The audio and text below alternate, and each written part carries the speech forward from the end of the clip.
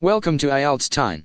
Make sure to subscribe and press the bell icon for more practice tests. IELTS 17, published by Cambridge University Press and Assessment 2022. This recording is copyright. Test 1. This is the IELTS listening test. You will hear a number of different recordings and you will have to answer questions on what you hear. There will be time for you to read the instructions and questions, and you will have a chance to check your work. All the recordings will be played once only. The test is in 4 parts. At the end of the test, you will be given 10 minutes to transfer your answers to the answer sheet. Now turn to Part 1.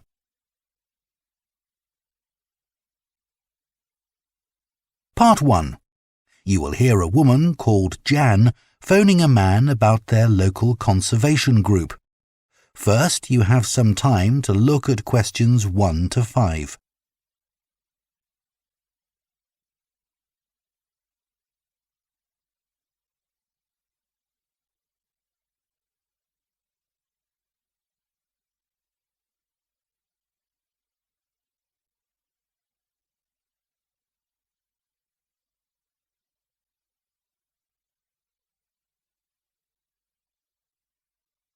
Now listen carefully and answer questions 1 to 5.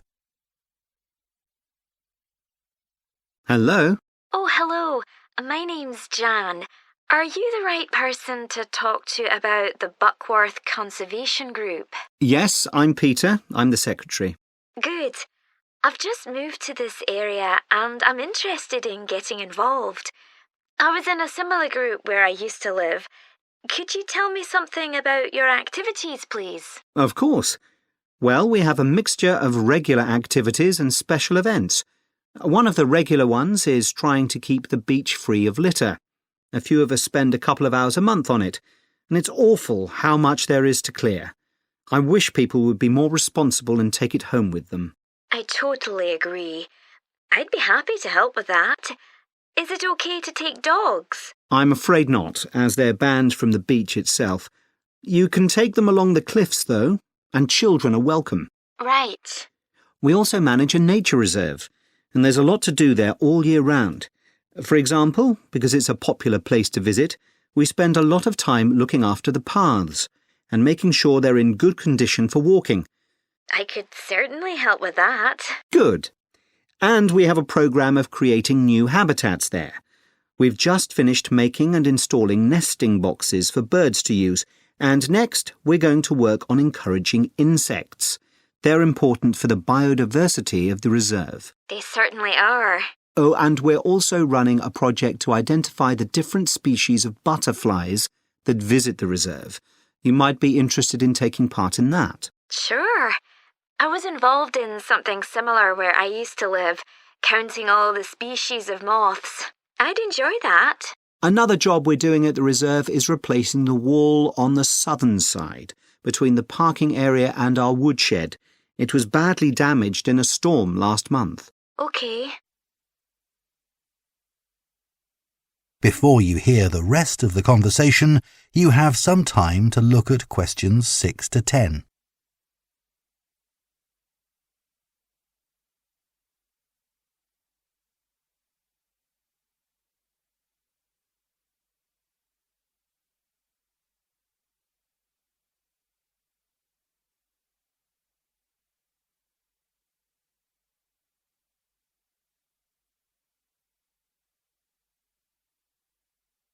Now listen and answer questions 6 to 10. Then, as I said, we have a program of events as well, both at the weekend and during the week. Right. I presume you have guided walks. I'd like to get to know the local countryside as I'm new to the area. Yes, we do. The next walk is to Ruston Island a week on Saturday.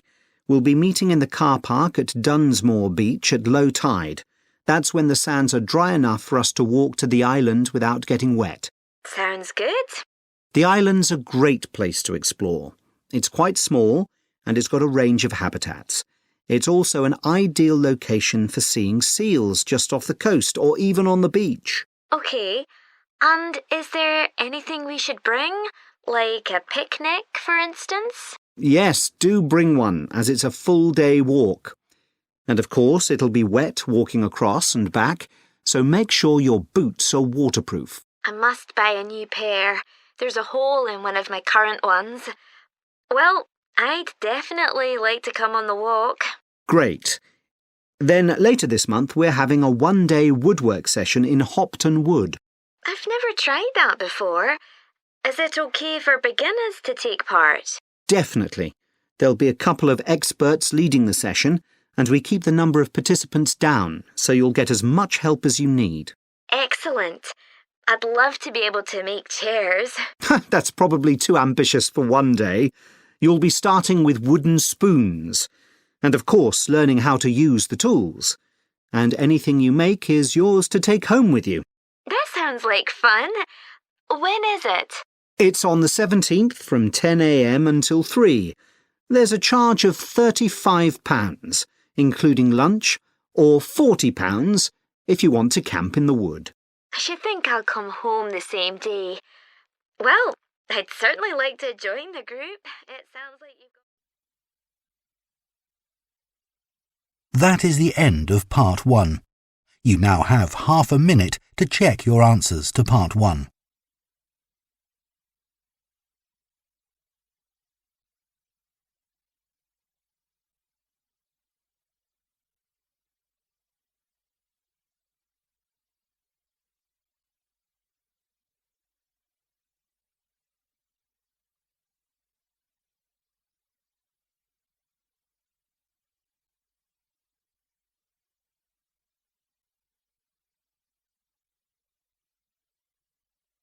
Part 2.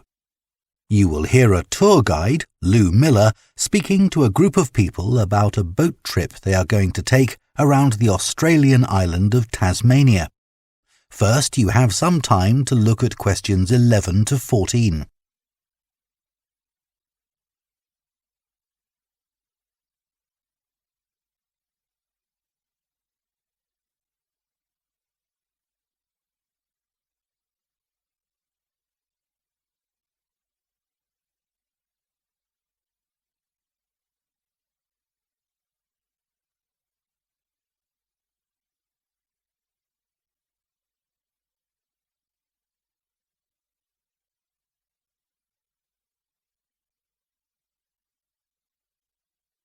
Now listen carefully and answer questions 11 to 14.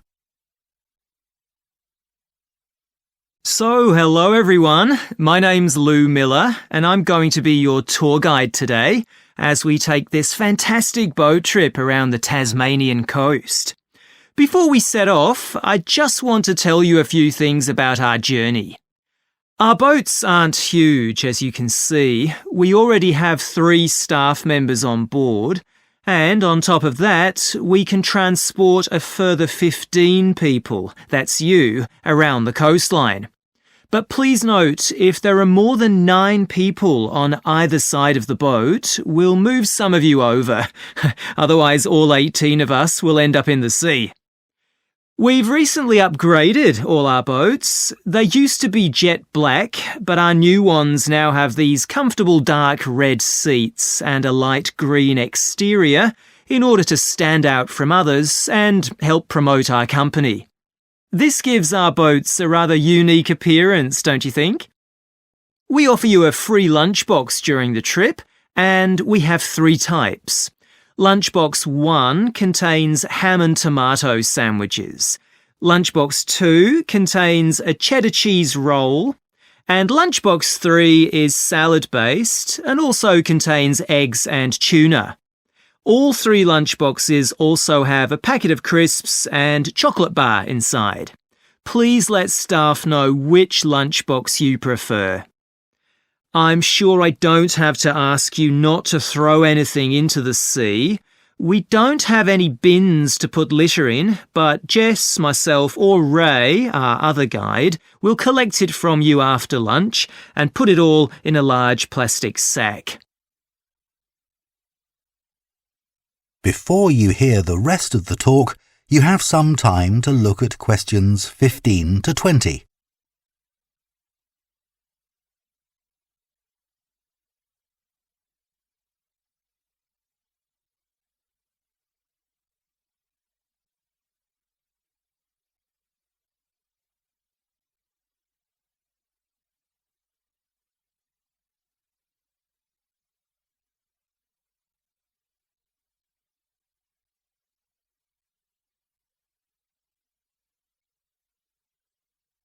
Now listen and answer questions 15 to 20. The engine on the boat makes quite a lot of noise, so before we head off, let me tell you a few things about what you're going to see. This area is famous for its ancient lighthouse, which you'll see from the boat as we turn past the first little island. It was built in 1838 to protect sailors, as a number of shipwrecks had led to significant loss of life. The construction itself was complicated, as some of the original drawings kept by the local council show. It sits right on top of the cliffs in a very isolated spot. In the 19th century, there were many jobs there, such as polishing the brass lamps, chopping firewood, and cleaning windows that kept lighthouse keepers busy. These workers were mainly prison convicts until the middle of that century, when ordinary families willing to live in such circumstances took over.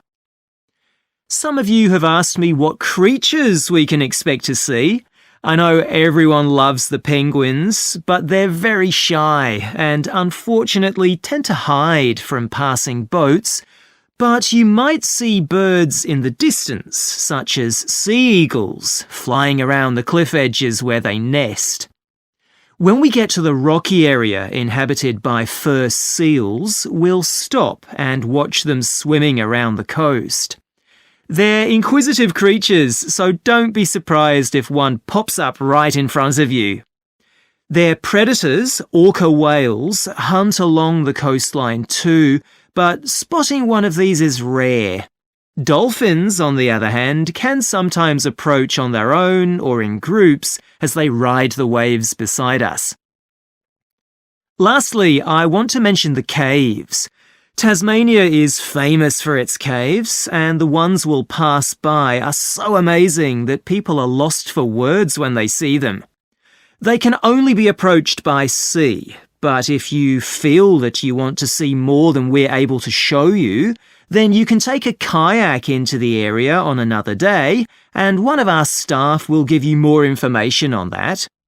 What we'll do is to go through a narrow channel past some incredible rock formations, and from there we'll be able to see the openings to the caves, and at that point we'll talk to you about what lies beyond. That is the end of Part 2. You now have half a minute to check your answers to Part 2.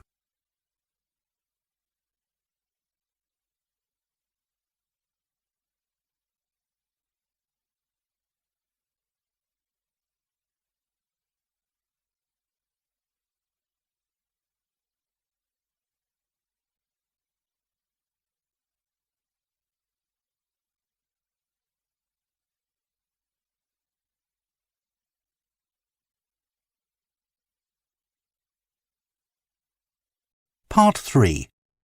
You will hear two veterinary science students called Diana and Tim discussing their work placements and their course modules. First, you have some time to look at questions 21 to 26.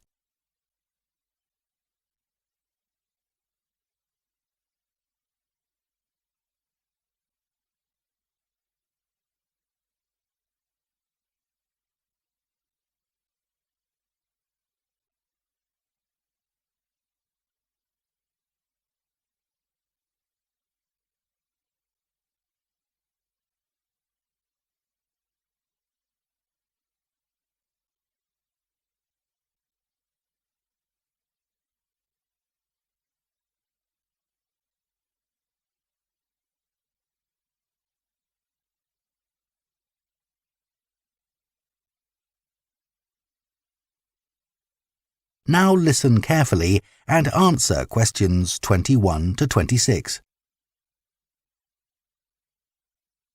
So, Tim, we have to do a short summary of our work experience on a farm. Right. My farm was great, but arranging the work experience was hard. One problem was it was miles away and I don't drive. And also, I'd really wanted a placement for a month, but I could only get one for 2 weeks. I was lucky. The farmer let me stay on the farm, so I didn't have to travel. But finding the right sort of farm to apply to wasn't easy. No, they don't seem to have websites, do they? I found mine through a friend of my mother's, but it wasn't easy. No. My farm was mostly livestock, especially sheep. I really enjoyed helping out with them. I was up most of one night helping a sheep deliver a lamb. On your own? No, the farmer was there, and he told me what to do. It wasn't a straightforward birth, but I managed. It was a great feeling to see the lamb stagger to its feet and start feeding almost straight away, and to know that it was okay. Then another time, a lamb had broken its leg, and they got the vet in to set it, and he talked me through what he was doing. That was really useful. Yes, my farm had sheep too. The farm was in a valley, and they had a lowland breed called Suffolks, although the farmer said they'd had other breeds in the past. So were they bred for their meat? Mostly, yes. They're quite big and solid. My farm was up in the hills, and they had a different breed of sheep. They were Cheviots. Oh, I heard their wool's really sought after. Yes, it's very hard wearing, and they use it for carpets. Right. I was interested in the amount of supplements they add to animals' feed nowadays.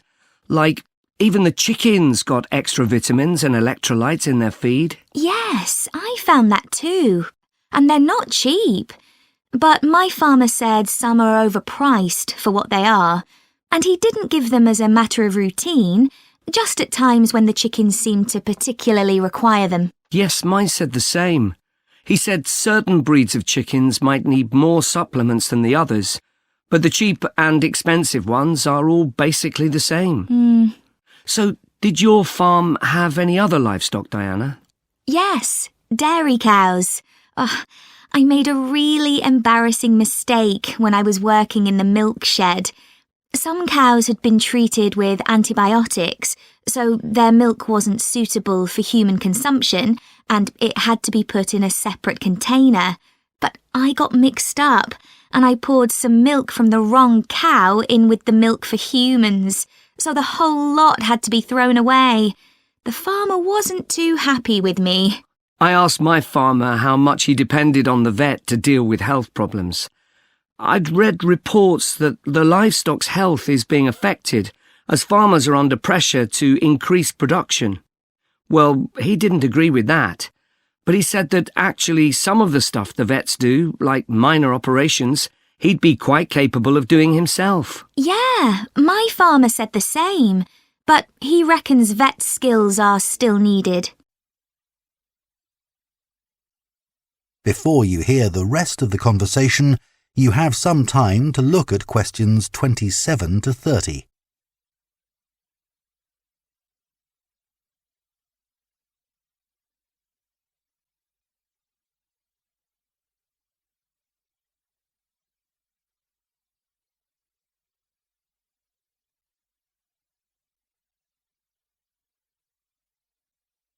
Now listen and answer questions 27 to 30.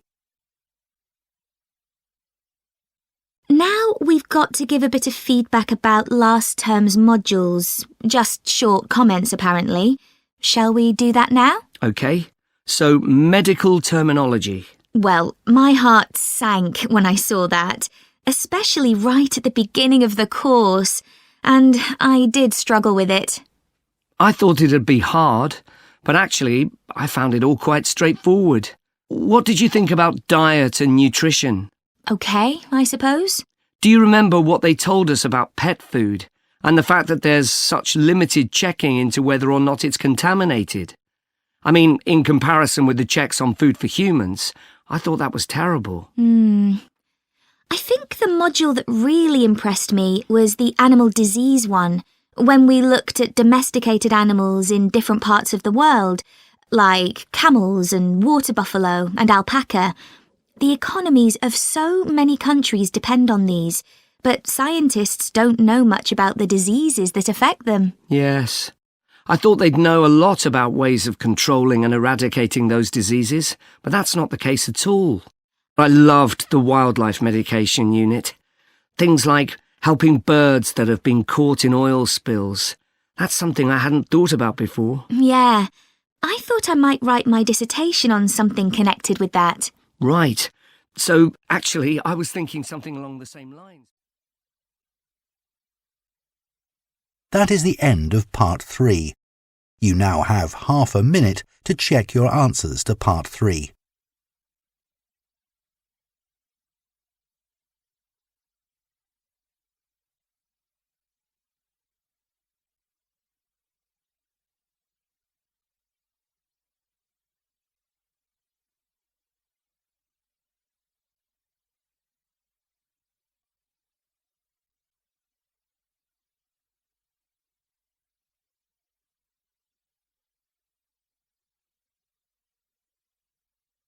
Part 4.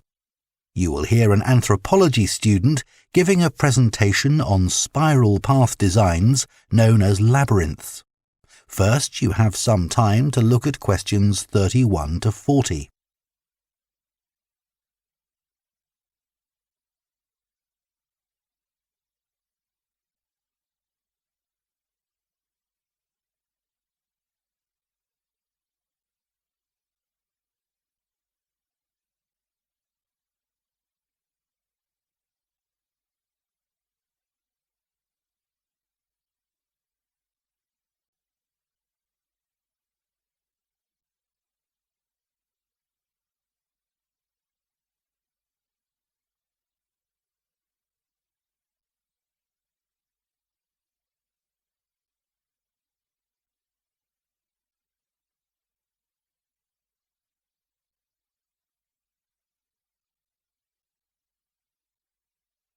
Now listen carefully and answer questions 31 to 40. Labyrinths have existed for well over 4,000 years. Labyrinths and labyrinthine symbols have been found in regions as diverse as modern-day Turkey, Ireland, Greece, and India. There are various designs of labyrinth, but what they all have in common is a winding spiral path which leads to a central area. There is one starting point at the entrance, and the goal is to reach the central area. Finding your way through a labyrinth involves many twists and turns, but it's not possible to get lost, as there is only one single path. In modern times, the word labyrinth has taken on a different meaning, and is often used as a synonym for a maze. A maze is quite different, as it is a kind of puzzle with an intricate network of paths. Mazes became fashionable in the 15th and 16th centuries in Europe and can still be found in the gardens of great houses and palaces. The paths are usually surrounded by thick, high hedges so that it's not possible to see over them.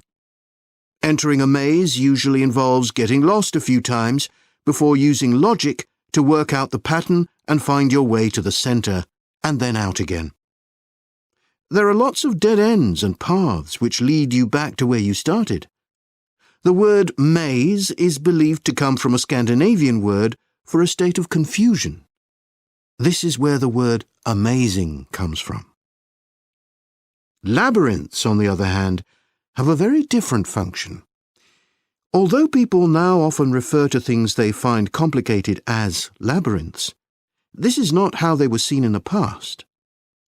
The winding spiral of the labyrinth has been used for centuries as a metaphor for life's journey. It served as a spiritual reminder that there is purpose and meaning to our lives, and helped to give people a sense of direction. Labyrinths are thought to encourage a feeling of calm, and have been used as a meditation and prayer tool in many cultures over many centuries. The earliest examples of the labyrinth spiral pattern have been found carved into stone, from Sardinia to Scandinavia, from Arizona to India to Africa. In Europe, these spiral carvings date from the late Bronze Age. The Native American Pima tribe wove baskets with a circular labyrinth design that depicted their own cosmology. In ancient Greece, the labyrinth spiral was used on coins around 4,000 years ago. Labyrinths made of mosaics were commonly found in bathhouses, villas, and tombs throughout the Roman Empire. In Northern Europe, there were actual physical labyrinths designed for walking on. These were cut into the turf or grass, usually in a circular pattern. The origin of these walking labyrinths remains unclear, but they were probably used for fertility rites, which may date back thousands of years. 11 examples of turf labyrinths survive today, including the largest one at Saffron Walden, England, which used to have a large tree in the middle of it.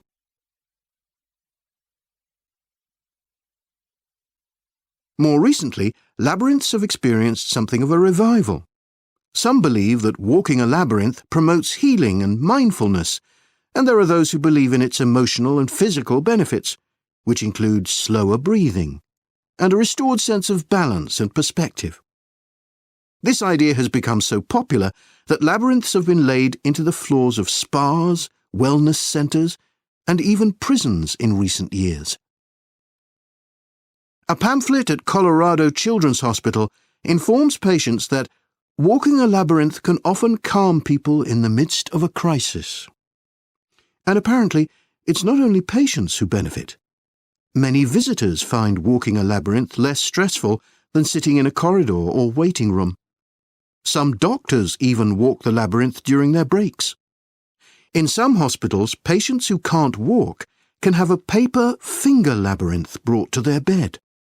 The science behind the theory is a little sketchy, but there are dozens of small-scale studies which support claims about the benefits of labyrinths.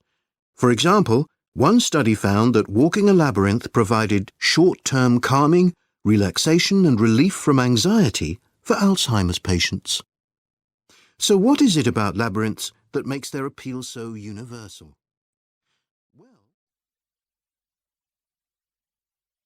That is the end of Part 4. You now have 1 minute to check your answers to Part 4.